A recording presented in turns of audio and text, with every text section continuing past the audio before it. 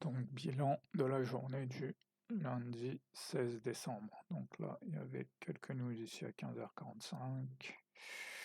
Ça, c'est l'ensemble du calendrier de la semaine. Donc, ouais, avec le FOMC mercredi. Earning, là, pas grand-chose.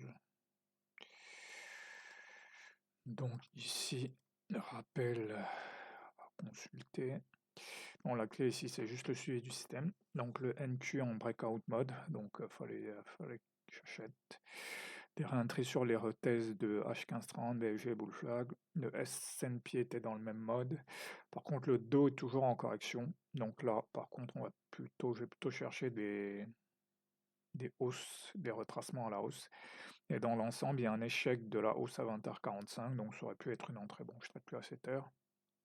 Ordre d'achat à la baisse, j'en vois pas. Les ordres de vente à la hausse sur AJP, MIVHB et RH50. Là, pas de trap parce que j'ai pas tradé, donc ici. Donc pas de signal ici. Pas de signal. Ici, j'ai un signal, voilà. Il y a une hausse, tentative de baisse, puis hausse à nouveau. Là, j'aurais pu acheter ici. Ici, non. Là, quand même, petite pause, j'ai un fair value gap qui s'est formé. Donc là, j'attends soit un retest du fair value gap et on ressort, soit un retest du haut de 15h30. Voilà, là, je l'ai. On revient dans le fair value gap, on ressort. Là, j'ai un signal. Voilà, donc là, je peux ajouter là, je peux même aller chercher, voilà, en M5. Bon, là, on ne voit pas le Nasdaq, mais j'aurais pu aller chercher des entrées en M5. Donc voilà, donc j'aurais pu avoir ici une entrée, une deuxième ici, attendre, ici c'est le bull flag. Donc là j'ai vraiment les trois entrées typiques que je recherche. Test du fair value gap, bull flag ici, donc j'aurais pu avoir au moins trois entrées ici. Ici sur le dos, on est plutôt dans une dynamique de baisse, donc j'aurais pu vendre ici, j'ai mis EHB avec l'idée d'avoir une déviation sous BJP.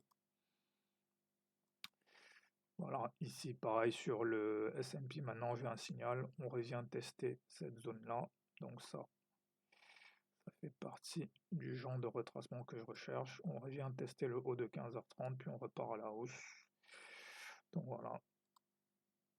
Donc là, ici sur le dos, j'aurais eu une entrée ici. Je pense que j'aurais quand même pris celle-là, en me disant qu'on peut aller chercher AJP, et j'aurais pris peut-être une troisième ici. Voilà. Là maintenant, je n'aurais pas forcément joué un gros break, parce que là on est lundi, il n'y a pas de catalyse pour un tel break. Donc voilà, ici sur le S&P, sur le Nasdaq, une quatrième entrée ça aurait été ici. On retrace, on remonte. Après, bon, je ne maîtrise pas encore, mais je pourrais même rentrer sur les retracements. En fait, c'est un truc qu'il faut que je travaille, mais que je ne maîtrise pas encore bien. Donc ici 19h, j'aurais pu acheter ici, voilà, parce que c'est une des nouvelles règles que j'implémente, c'est voilà, quand le prix part à 19h, forte probabilité que ça continue. Donc voilà, ensuite, bon, j'aurais pu trader ici, mais ici, j'aurais pu tenter un bull flag, mais qui dit bull flag dit si le bull flag est invalidé, il faut vendre juste en dessous. Donc voilà, mais voilà, ici, j'aurais dû vendre ici avec l'idée qu'on va revenir. On peut avoir un full retrace ou au minimum revenir chercher cette zone-là en fait. Voilà, c'est un peu le même principe, il y a eu cette leg, donc soit au minimum on va venir chercher le haut de la leg, soit carrément le bas de la leg. Donc voilà. Et donc là on vient rechercher même un peu plus bas. Voilà. Il y a quasiment un full retrace. Ici sur le Nasdaq ça part pas trop. Donc voilà, et voilà, je peux voir ici, sur le dos, c'est une leg 2. Ça, c'est ce qui se passe sur le dos quasiment tous les jours maintenant. Le dos est vraiment dans une grosse dynamique de baisse. Je sais pas trop pourquoi, mais pareil, la question c'est est-ce que les autres vont faire la même chose ou voilà, le dos on peut voir ici, ça baisse, ça baisse, ça baisse. On est quasiment sur 9 jours consécutifs de baisse. C'est assez, ça arrive pas souvent. La dernière fois c'était ici en novembre. Voilà. Avant les élections. Je sais pas ce qui se prépare. Peut-être les taux. Peut-être que voilà, si les taux baissent, il va peut-être y avoir un reversal, mais pour l'instant, il n'y a pas de signal. Voilà, par contre, oui, le Nasdaq, lui, il est dans une dynamique de hausse, ça c'est clair. Donc voilà, là, il y a une vraie divergence entre les indices. Donc voilà, breakout mode dès lundi. Ici, c'est pareil, c'est un truc qui est simple à reconnaître. Ici, 2 journées d'accumulation, puis extension. Rien de compliqué. C'est un truc qui est connu.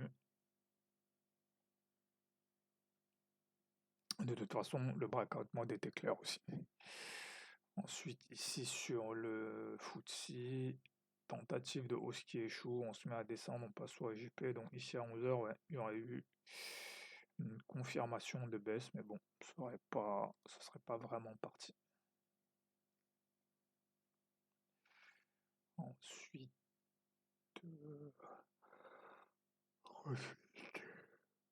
ici on break BJP, puis BJP devient résistance, soit raisonnable de vendre.